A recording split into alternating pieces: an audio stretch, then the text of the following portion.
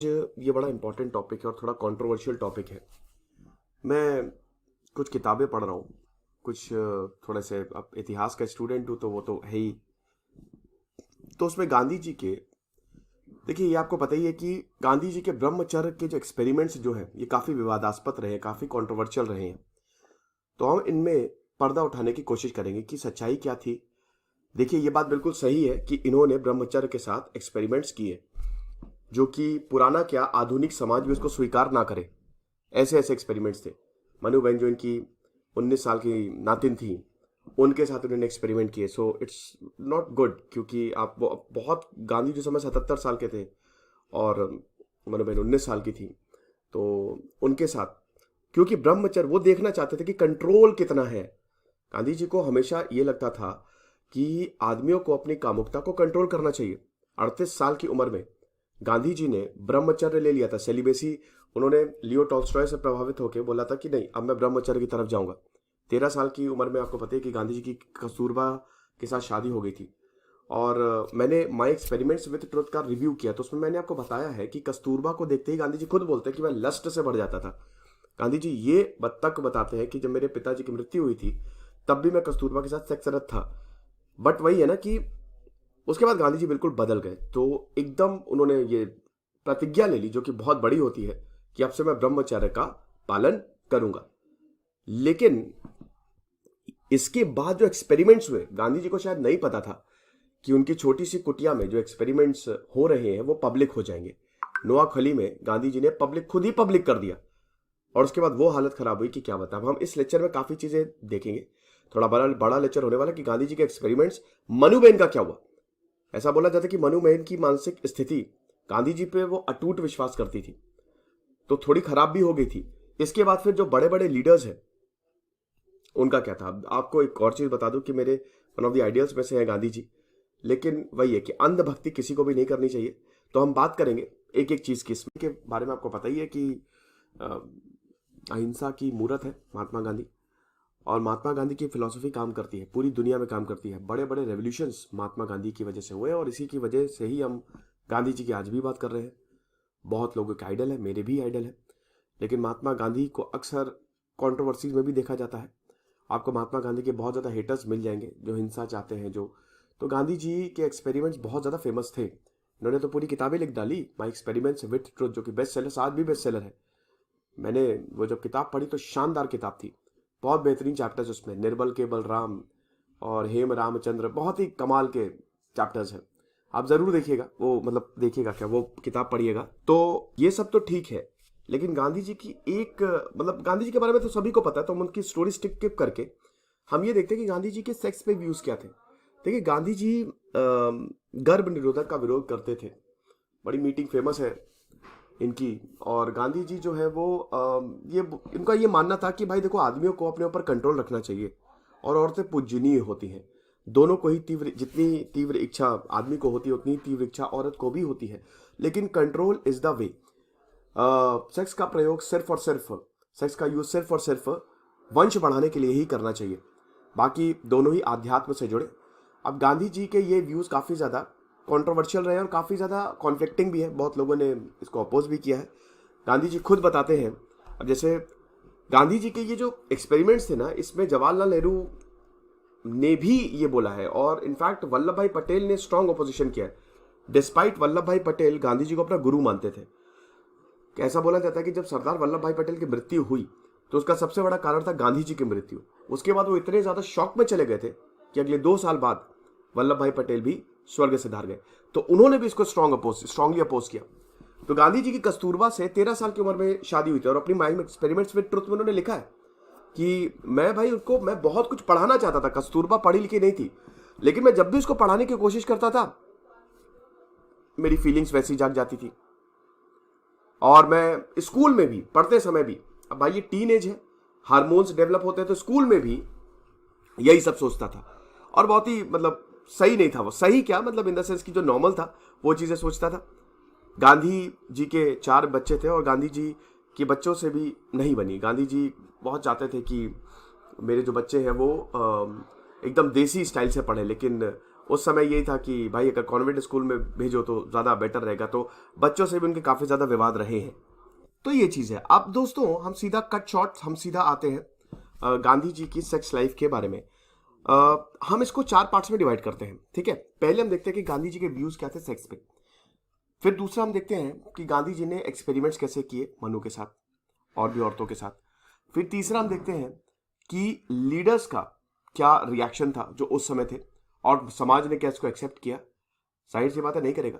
और चौथा and the most important, Manu Ben की डायरी देखेंगे, है ना। उन्होंने डायरी में लिखना शुरू किया था, वो बहुत पहले से ही डायरी लिख रही थी। 14 साल की उम्र में भाई जेल में बंद थी, गांधी जी पे अंधविश्वास करती थी मनु बेन, तो वही चीज है।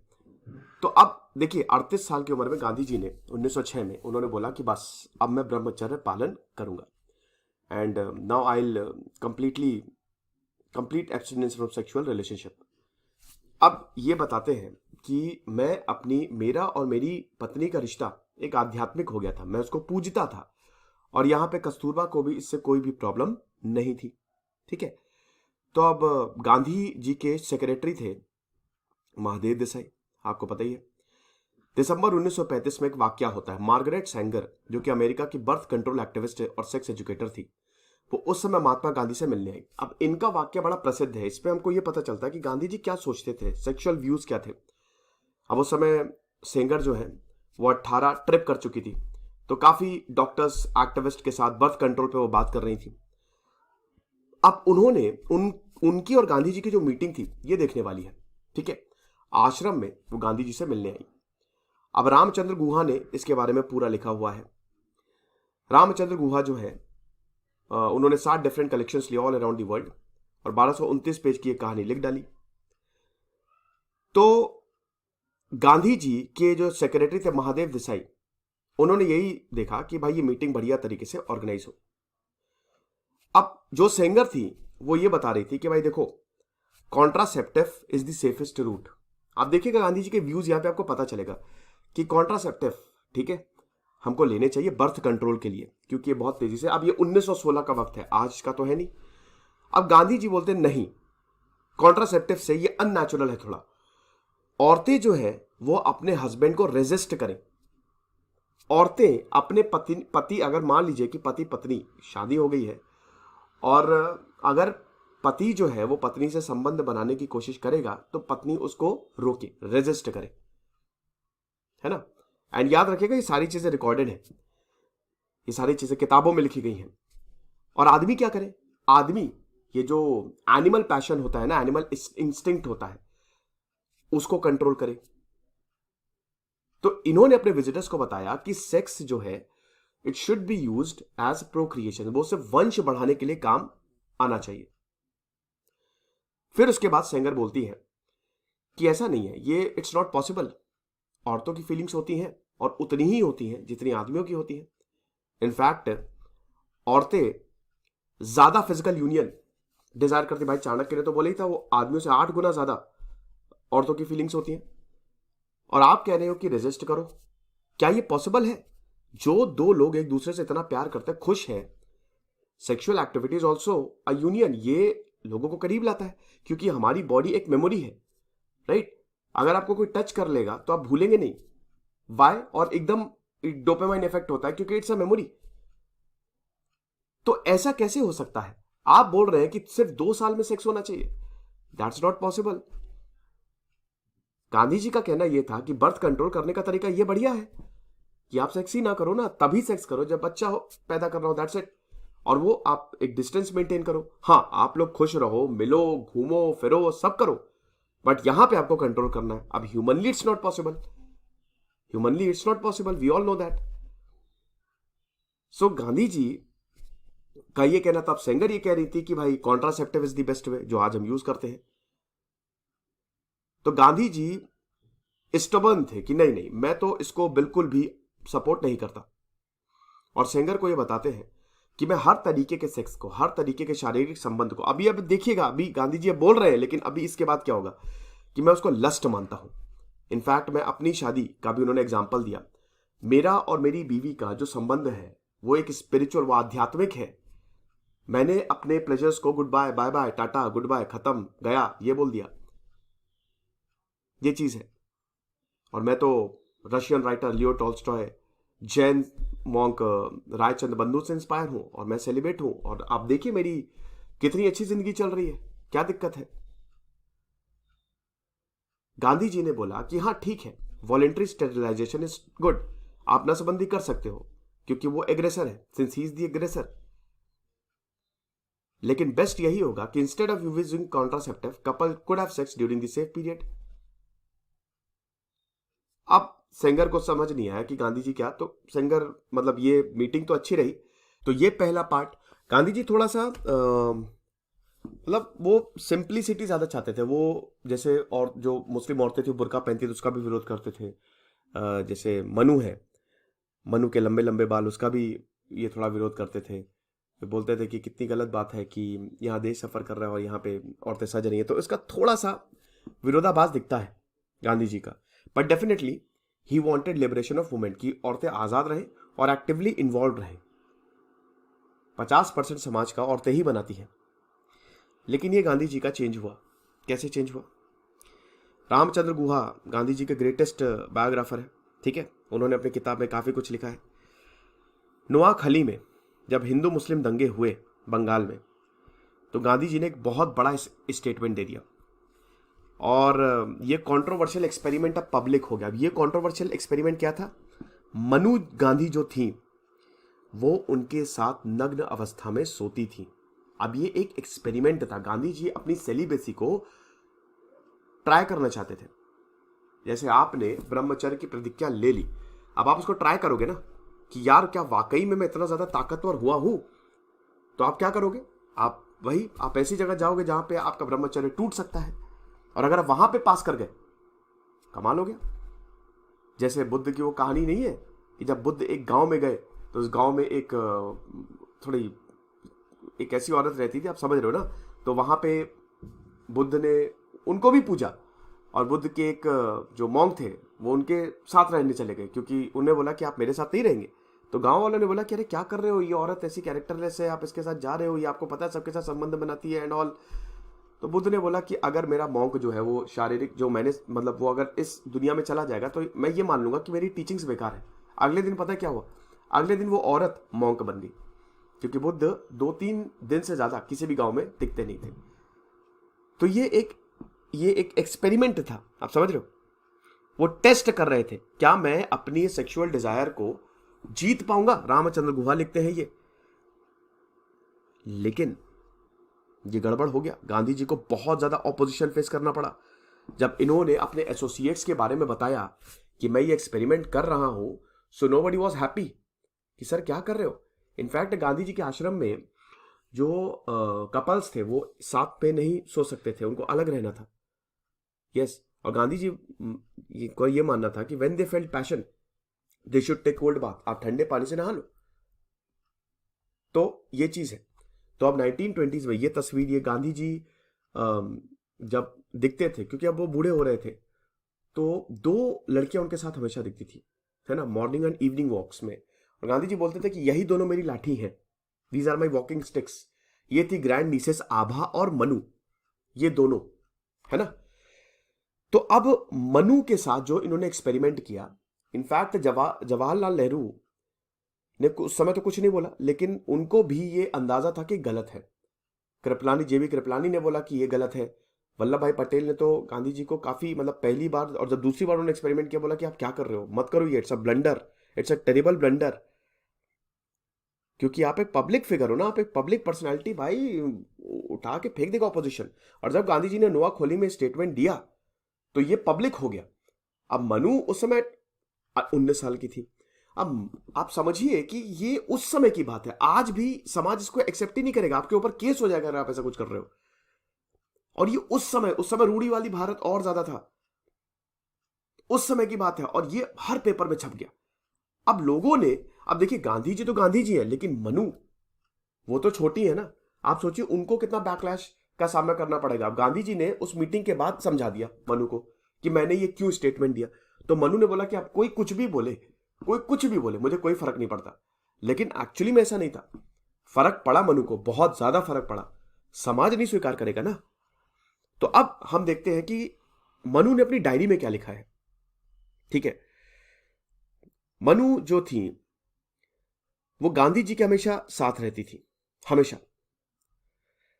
और गांधी जी को हमेशा जहां पे भी जाते थे, 14 साल की थी मनु तो गांधी जी के साथ वो जुड़ गई। इंडिया स्ट्रगल मूवमेंट में उन्होंने पार्ट लिया। इनको जेल हो गई थी 14 साल की उम्र में।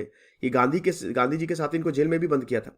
तब ये डायरी लिखने लगी थी और अगले 4 साल तक इन्होंने डायरी लिखी। आपको बता दूं कि हर डायरी के जो पेजेस थे उस पर गांधी जी के हस्ताक्षर थे, यानी कि वो वेरीफाई किया था ये सही लिख रही है। अब उस समय तो मनु को पता नहीं था कि उनका क्या खाली डायरी है, लेकिन वो एक ऐतिहासिक डायरी थी। शुरुआत में उसको पब्लिक नहीं किया गया, लेकिन बाद में, अब तो आप उस डायरी को भी पढ़ सकते हैं, मैं खुद ही बता रहा हूं, डायरी को पढ़ के बाद में इसको पब्लिक किया गया। तो ये टीनेजर थी, 14 साल की उम्र में इन्होंने डायरी लिखना शुरू किया और 18 साल आते आते ये प्रोलिफिक राइटर बन गई। 12 volumes are preserved in Indian archives. जब आप इंडियन आर्काइव्स पे जाएंगे तो आपको डायरी के 12 वॉल्यूम्स मिलेंगे, रिटन इन गुजराती। ये चीज है।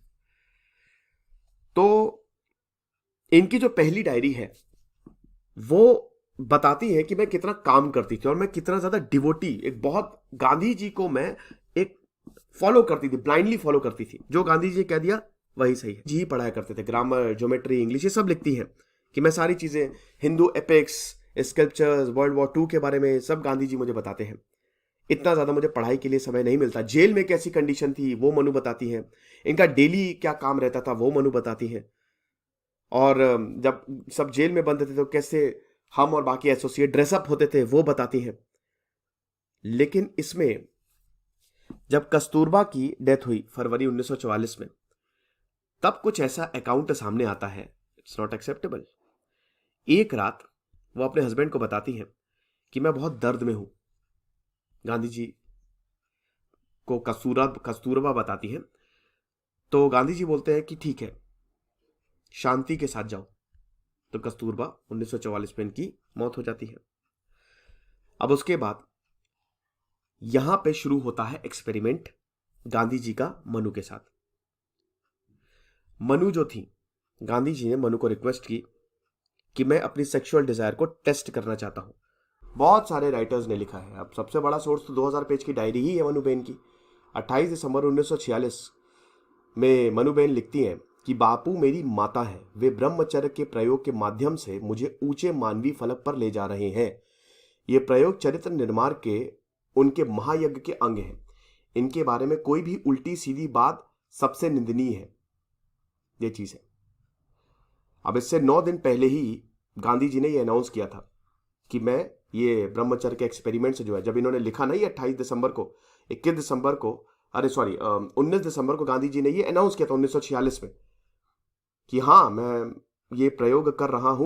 प्यारे लाल जो महात्मा गांधी के सचिव भी थे, उन्होंने अपनी पुस्तक में लिखा है द लास्ट फेज, और इसकी पुष्टि भी की है कि उन्होंने इसके लिए वो सब कुछ किया जो एक माँ अपनी बेटी के लिए करती है। उसकी पढ़ाई, उसके भोजन, पोशाक, आराम और नींद, हर बात का वे ख्याल रखते थे। गांधी जी की बात हो रही, गांधी जी ने मनु के लिए जितना किया है, वो उनका मार्गदर्शन करते थे, उनको बिस्तर पर सुलाते थे।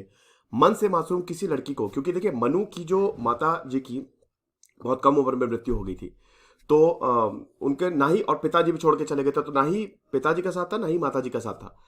तो मन से मासूम किसी लड़की को अपनी माँ के साथ सोने में कभी शर्म नहीं आती। यानी कि गांधी जी एक मदर है और मनुबेन एक उनकी पुत्री के तौर पे यहाँ पे दिखाया जा रहा है। 1947 में किशोरी लाल मशरूवाला, जो कि गांधी जी के बहुत ही घनिष्ठ सहयोगी थे, उन्होंने मनु को माया बताया और बोला कि आप उनके चंगुल से मुक्त हो जाए।